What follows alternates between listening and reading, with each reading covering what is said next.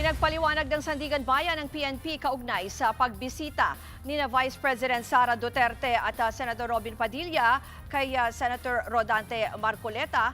Kinwestiyon sila kung bakit pinayagan ng dalawa gayong dapat naka-isolate ang 72 anyos na senador. At live mula sa Quezon City, may Express report si Camille Samonte. Camille, ano ba ang naging sagot ng PNP?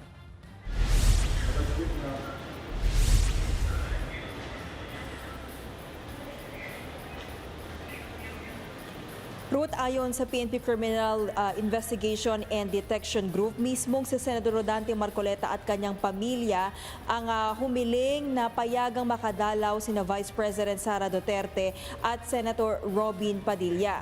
Ayon sa CIDG, maayos naman daw ang naging koordinasyon ng kampo ng bise para mapuntahan ang 72 na senador sa PNP General Hospital. Limitado rin daw ang mga pinayagan nilang pumasok sa kwarto ni Marcoleta. Pakinggan natin ang paliwanag ng PNP CIDG.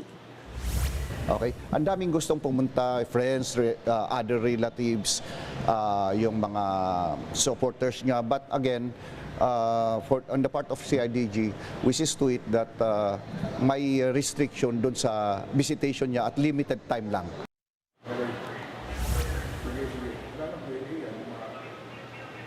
Ruth, naungkat yan kanina sa pagdinig ng Sandigan Bayan kung saan kinwestiyon ng mga mahistrado ang pagbisita ni VP Sara. Dapat daw kasi naka-isolate si Marcoleta dahil sa mga iniinde niyang karamdaman kabilang ang mild pneumonia, sakit sa gulugod at mataas na blood pressure. Aminado naman ng PNP Health Service na may naging pagkukulang sila sa pagpapatupad ng safety protocols. Wala raw suot na face mask ni VP Sara at Senator Padilla nang bumisita kay Marcoleta. Pakinggan natin ang pahayag ng PNP Health Service.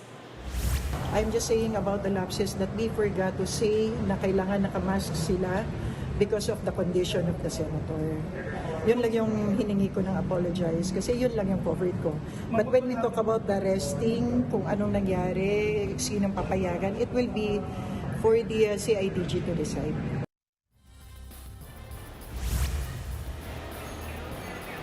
Ruth, paglilinaw naman ng mga mahisrado, hindi sila tutol doon sa mga bumibisita kay Marcoleta na inaalala lang daw nila yung kaligtasan ng senador, lalo't ang pneumonia ay isang nakakahawa na sakit. Ruth?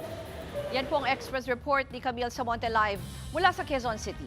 Mga kapatid, Ruth Cabalco, para sa mabilis na pasada ng mga balitang dapat niyong malaman, mag-follow at mag-subscribe sa social media pages ng News 5.